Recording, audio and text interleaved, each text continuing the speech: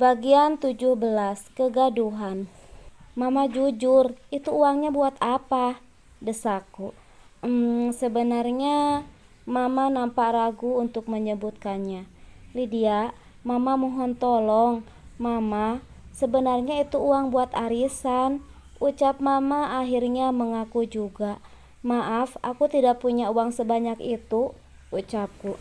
Bilang saja kalau kamu tidak mau pinjamkan uangnya, balas Mama tak terima sembari bangkit dari duduknya dengan wajah masam, lalu pergi meninggalkanku. Aku hanya menghela napas. Baru sekali aku menolak permintaannya, tetapi lagaknya sudah seperti itu. Aku bisa saja memberikan uang sebanyak itu tanpa perlu minta untuk dikembalikan. Tetapi mengingat bagaimana kemarin ia memperlakukanku, aku jadi harus berpikir ulang. "Ma, nenek kenapa? Kok cemberut gitu?" tanya Dimas tiba-tiba datang membuyarkan lamunanku. Dimas," ucapku kaget. Tadi Dimas lihat nenek ngomel-ngomel, nenek habis marahin Mama ya? Tanyanya dengan polos. Aku hanya menanggapinya dengan tersenyum. "Ya udah, ayo kita berangkat sekarang," ajakku mengalihkan pembicaraannya. "Siap, Mah?" Tangannya ditaruh di dekat pelipis seperti orang yang siap menerima perintah, membuat senyumku semakin berkembang. Aku dan Dimas akhirnya berangkat ke acara pertunangan Dewi. Tiba di sana, Dewi menyambutku dengan senyuman semringah. Kami pun saling berpelukan dan cium pipi kanan dan kiri layaknya seorang teman. "Sayang, salim sama Tante Dewinya," titahku pada Dimas. Dimas pun menurut dan menyambut tangan Dewi. "Ini anak lo ganteng banget sih. Pasti kayak bapaknya," ucap Dewi. Aku hanya tersenyum mendengar pujiannya. Anak ganteng namanya siapa?" tanya Dewi pada Dimas. "Dimas, Tante," balas Dimas. Dewi pun tersenyum mendengar jawaban Dimas, lalu celingak-celinguk seperti mencari sesuatu. By the way, suami lo mana?" tanya Dewi penasaran. "Mas Angga gak bisa ikut, sibuk," dustaku. Gak asik banget sih suami lo libur malah sibuk," jawab Dewi ceplas-ceplos. "Ya biasalah demi anak bini," kelakarku. Lalu tawa kami pun pecah. "Ya udah, gue tinggal bentar ya, mau nyambut tamu yang lainnya. Itu kalau mau makan atau minum tinggal ambil aja, jangan sungkan." "Gak apa kan gue tinggal," ucap Dewi. "Iya gak apa," ucapku lalu tersenyum. Dewi pun pergi meninggalkan aku dan Dimas. "Hei, lo Lydia kan?" Tiba-tiba seorang datang menghampiriku dan Dimas. Aku mengernyitkan dahi karena merasa tidak kenal dengan orang tersebut. Melihatku yang seperti kebingungan ini pun langsung memperkenalkan diri. Lo pasti lupakan sama gue. Ini gue Rida, masa lo lupa?" ucapnya sedikit merengut. "Rida?" ucapku tidak percaya melihat penampilannya yang sangat modis.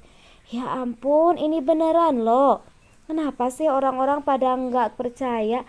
"Ya iyalah, gue Rida, teman SMP lo, dulu satu kelas sama Dewi juga," jawabnya terlihat kesal. Aku pun langsung terkekeh. Gimana mau percaya orang penampilannya benar-benar bikin pangling. Dulu yang kuingat Rida itu orangnya culun, pakai kacamata dan terlihat pendiam. Dan sekian lama tidak bertemu, penampilannya benar-benar amazing. Itu anak lo?" tanya Rida setelah memperkenalkan diri. Aku pun mengangguk dan menyuruh Dimas untuk menyalami Rida. Dimas pun nurut. "Anak manis, pintar, ganteng. Siapa namanya sayang?" tanya Rida sembari sedikit membungkuk. "Nama saya Dimas, Tante," jawab Dimas.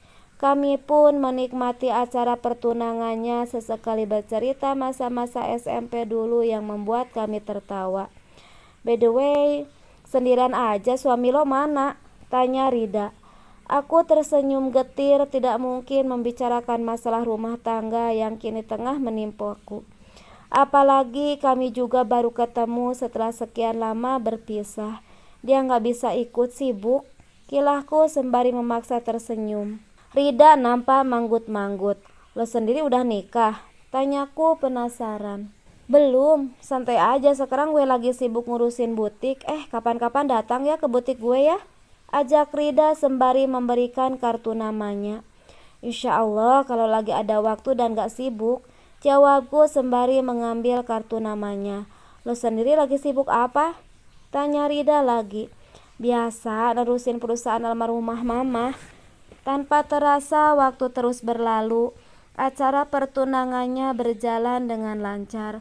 Kami pun saling berpamitan setelah memberi ucapan selamat kepada calon pengantin yang pernikahannya akan dilaksanakan 6 bulan lagi. Aku dan Dimas pun segera menuju parkiran dan masuk ke mobil. Sekarang kita mau kemana, Ma? Tanya Dimas. Aku melihat jam di pergelangan pukul 12:31. Gimana kalau kita makan dulu? Terus habis itu sholat, setelahnya baru jalan-jalan kemana aja Dimas mau, ucapku. Iya mah. Aku dan Dimas pun segera mencari rumah makan. Rumah makan ayam geprek menjadi tujuanku karena aku tahu Dimas sangat suka makan ayam geprek. Aku kadang heran anak seusianya bisa tahan dengan rasa pedasnya. Aku tidak melarangnya makan makanan pedas, tetapi tentu saja hanya boleh sesekali. Tiba di rumah makan ayam geprek, kami pun segera turun setelah memarkirkan mobil di pinggir jalan karena letak rumah makannya yang memang tidak jauh di bahu jalan. Ayo sayang, aku menggami tangan Dimas masuk ke rumah makannya, memilih tempat duduk di dekat pintu. Aku pun segera memesan 2 porsi ayam geprek serta minumannya. Tidak lama pesanan pun datang. Sebelum makan doa dulu. Iya Ma, aku senang melihat Dimas makan dengan begitu lahap. Sayang, makannya pelan-pelan, nanti keselak, tegurku melihatnya seperti terburu-buru. Dimas pun hanya menyengir, setelahnya lebih pelan. Selesai makan, aku dan Dimas mencari tempat untuk sholat. Setelah membasuh wajah dengan air wudhu dan sholat, perasaan lebih tenang. Nah, sekarang udah makan, udah sholat juga, kita mau kemana dulu? Tanyaku pada Dimas. Kemana ya? Dimas nampak bingung menentukan pilihan. Tangan kanannya mengetuk-ngetuk kepala, sementara tangan kirinya terlipat di dada. Melihatnya yang kebingungan, akhirnya aku memberi tawaran. Gimana kalau kita pergi ke kebun binatang? Boleh Ma, Dimas mau, jawabnya senang. Akhirnya kami pun pergi ke kebun binatang. Dimas nampak begitu senang bermain-main dengan beberapa hewan peliharaan yang tidak membahayakan di sana. Bahkan ia tidak takut saat burung itu hinggap di tubuhnya, lalu memberinya makan. Setelah puas bermain di kebun binatang, kami pun kembali pergi mencari tempat bermain lainnya. Dimas masih nampak bersemangat. Ia begitu senang. Kali ini kami melihat untuk pergi ke tempat wahana bermain naik kereta gantung, kuda-kudaan dan lainnya. Aku tersenyum melihatnya begitu bahagia, rasa lelah seketika hilang. Setelah puas bermain dan hari pun mulai petang, akhirnya aku dan Dimas memutuskan untuk pulang. Dimas senang gak hari ini? Tanyaku saat kami sudah dalam mobil. Senang banget Mah, coba Papa juga ikut, pasti tambah seru, ucapnya. Aku hanya tersenyum getir sembari mengusap kepalanya. Kami pun pulang, kini Dimas nampak kelelahan dan tertidur pulas di dalam mobil. Setelah menempuh perjalanan sekitar 2 jam, akhirnya kami sampai di rumah. Satpam yang jaga pos depan dengan sigap membukakan pintu begitu melihat kedatanganku. Aku pun segera memasukkan mobil ke garasi dan meminta Dedi Satpam yang jaga pos depan untuk mengangkat Dimas ke kamarnya. Terima kasih Pak, ucapku setelah Pak Dedi menurun tubuh Dimas di atas tempat tidur. Sama-sama Bu, kalau begitu saya permisi, ucapnya yang kubalas dengan anggukan. Aku segera menyelimuti tubuh Dimas. melepas sepatunya dan mencium keningnya. Sebelum meninggalkannya pergi, begitu keluar dari kamarnya Dimas, aku mendengar kegaduhan dari arah depan. Karena penasaran, aku pun segera memeriksanya. Begitu melihat yang terjadi, aku pun rasanya langsung terkejut. Apa-apaan ini?